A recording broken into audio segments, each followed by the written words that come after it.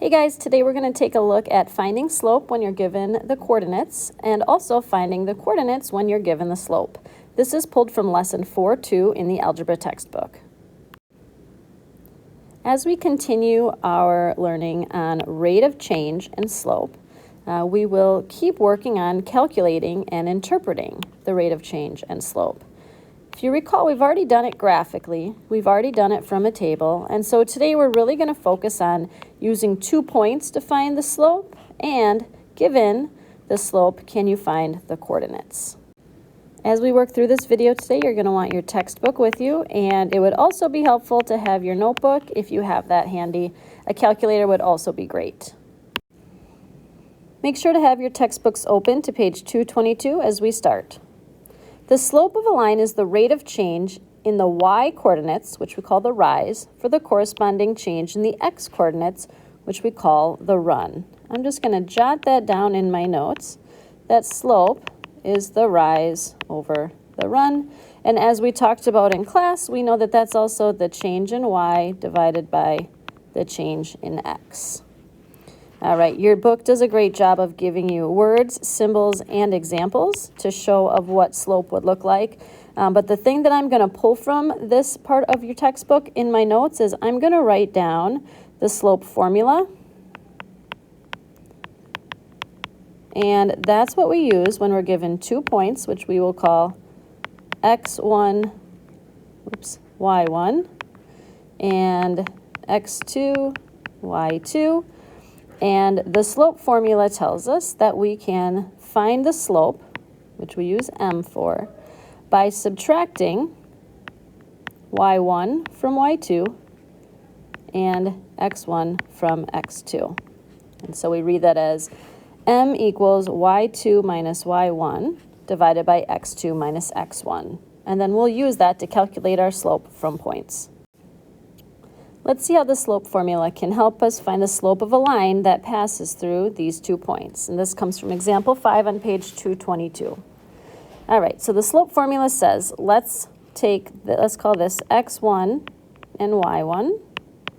And I'm going to think of this one as x2 and y2. And then I'm going to say, well, what is y2 minus y1? So 7 minus 4. And then I'm going to say, what is x2 minus x1? Or, in this case, it's 1 minus negative 3. And then I'm going to evaluate this expression, and I have 7 minus 4, that's 3, and 1 minus negative 3 is 4. And so we would say that, I should have started with that, the slope is equal to 3/4. And we can see that on the graph, of course. If we look over here, we go, this is a rise of 3, and a run of 4. And so the graph supports what we did algebraically. Now it's your turn. I want you to try the check on the bottom of page 222. And once you have it done, with your work shown, push play to check your answer.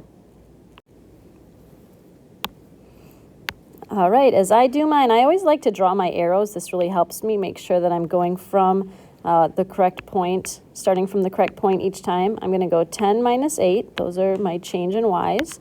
And then I'm going to do 7 minus negative 1. And now when I evaluate this expression, I get 10 plus negative 8. That's 2. And 7 minus negative 1 is 8. So I end with the slope of 1/4. I don't think I said this yet, but you want to make sure that you're always simplifying your fraction to the simplest form. So 2/8 becomes 1/4. At this point, I want you to pause the video and complete page 223 in your textbook. And then once you're done with it, push play so you can check your work before we move on to the next concept. All right, I'd like you to look at your work and see how you did. One thing you may want to add to your notes after you've checked this over is that horizontal lines, like example 7, will always have a slope of 0, whereas our vertical lines, like example 8, will always have a slope that is undefined, since it's impossible to divide by 0. All right, now we've got one more problem type that we want to tackle before you get some independent practice time, and this is finding the coordinates now that you're given the slope, and this can be found on page 224.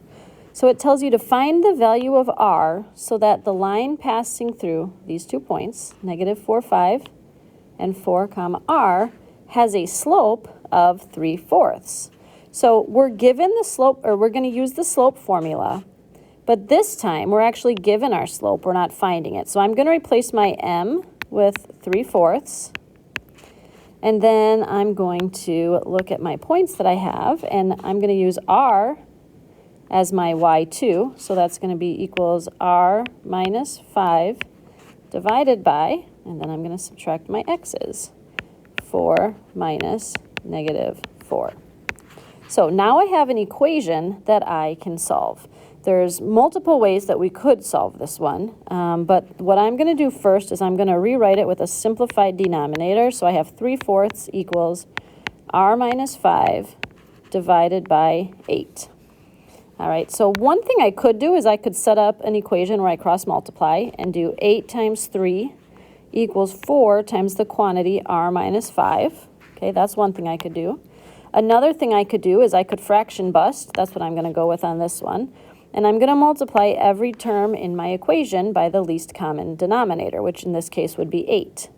And so if I do 8 times 3/4, I'm going to write that over here.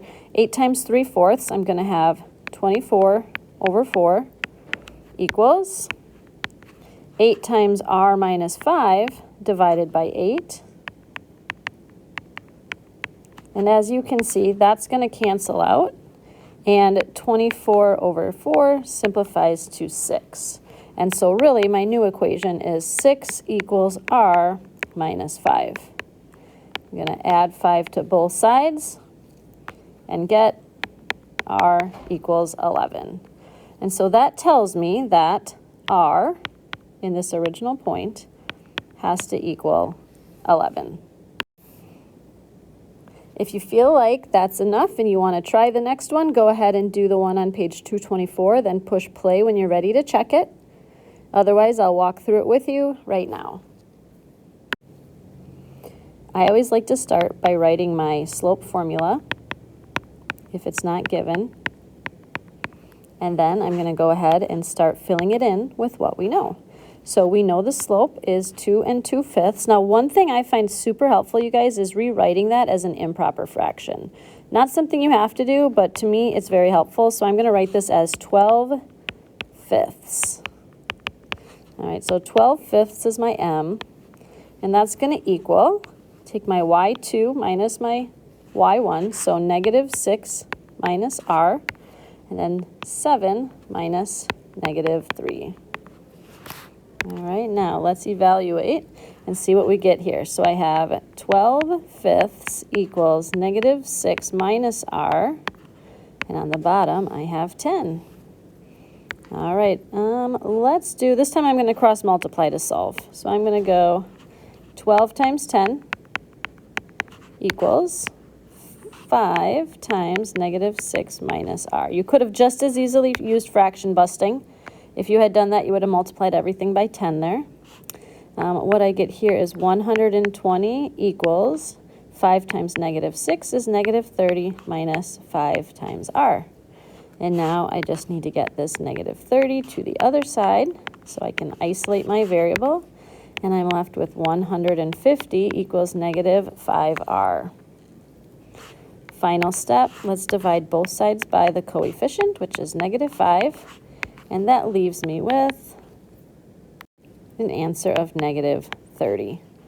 So r equals negative 30. Now I could always check my work if I wanted by plugging negative 30 in for r and then finding the slope between these two lines, or these 2 points, and it should equal the original one we were given. All right, I hope that was helpful to get you started, and now I'd like you to go to the next item in the folder. Thanks for watching.